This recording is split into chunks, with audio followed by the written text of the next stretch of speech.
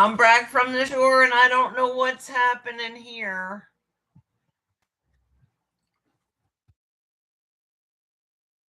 I'm just going to do it a little bit diagonal. Best way to get your caffeine. No, that's not. Okay, so we're still in Dr. Amen's The End of Mental Illness. And I told you before, taking specs, taking pictures of the brain is his technique, but it really hasn't been accepted all over the place. I think there are some doctors that are doing it. And now that I think about it, I'm going to research how many people are doing it. So, part of today's episode is create mental illnesses and mental illnesses. And I really don't believe in these titles, but there's are things you can glean out of it.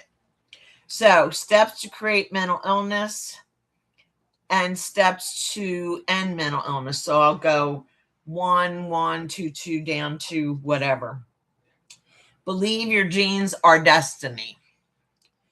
Believe your behavior can turn on or turn off the genes that increase your vulnerability for brain health and mental issues. This makes me nuts when it does this. Okay.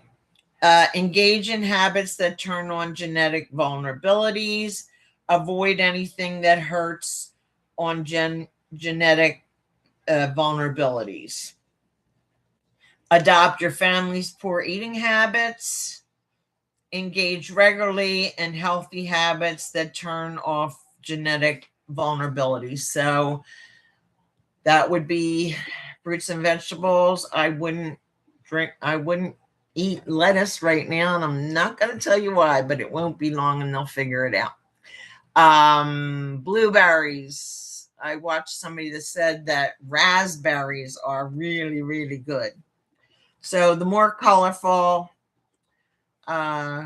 it helps with avoiding carcinogens and obviously mental health. Self-medicate with substance like alcohol, cigarettes, and sugar. Consume a Bright Minds diet, which we've been going over. Ignore stress management techniques. Address all Bright Minds risk factors to deal with any brain health, mental health issues. Don't deal with the emotional trauma that living with the family members with psychiatric illness. Practice prayer, meditation, or other ways to cope with stress. I'm going to throw a little of my religion in here. So, a form, I just made something fall. A form of Catholic tradition meditation is the rosary. I always thought you had to think and you had to really concentrate on every prayer with every bead. The idea is, and the luminous mysteries that only came along with Saint John Paul II the Great.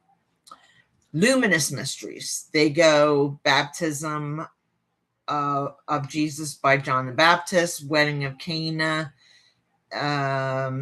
breathing, the ability for sacraments onto the apostles, transfiguration, and establishment of the Eucharist. So the key to it is to meditate. I don't want to use meditate. To let your brain go with those particular mysteries. Okay. So as you're saying the Our Fathers, Hail Marys, special prayers, Apostles' Creed, you can just move along the beads because it's nice to have something physical. But when you get to the mysteries, I like the mysteries by Father Benedict Rochelle of the Reformed Franciscans in New York. He has passed, but if you're Catholic, you can turn on the Luminous Mysteries with Father Benedict Rochelle and you can get them. My favorite mystery is The Wedding of Cana, and his video comes from my favorite film, Jesus, the miniseries on CBS, 1999 or 2000. Some places you can get it free. Sometimes you have to rent it for $3.99. It has Jesus dancing. It has Jesus enjoying himself. And one of the other movies about Jesus, Jesus of Nazareth, he's always got that holy face. Not that Jesus wasn't holy and the Son of God, but it's so nice to see him to do human things because he's 100% human and 100% divine. And I don't want to give you more than of a lecture than that. So when I say this other form, I prefer my Catholic form of concentrating on something, letting it sink in while you're doing something other physical, and you are saying the other prayers. So practice prayer, that works for me. Meditation or other ways to cope with stress. Mindfulness and meditation, you're never going to find me saying that's something I do, but if it works for you and you know how, or you can look it up, cool beans.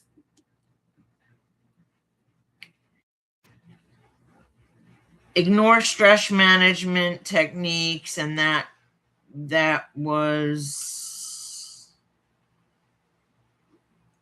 work on addressing the past emotional trauma so you do not have to spread it to future generations. If you already help those generations get help. I'm getting different advice from different places. Like so many people say, don't keep worrying and dredging up the past, like look to the future. But now this Dr. Amen is saying some of the things back then you do have to deal with. So some kind of way of passing on your genes doesn't pass on some of your trauma. I'll do more research on that because I don't like the way that sounds. Don't seek to understand how your genetics may make you more vulnerable to brain health and mental issues. Consider genetic testing to identify any vulnerabilities. I'm trying to think of the front of it. 3023. It's ancestry, but it's another way, and it does look into your chromosomes, but that wouldn't look into as detailed as you have a doctor that works in genetics could do for you.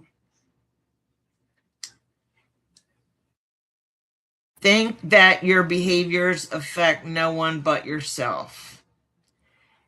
Remember that your behavior is not just you, it's about generations of you, which is kind of cool. I think I want to talk more about that another time.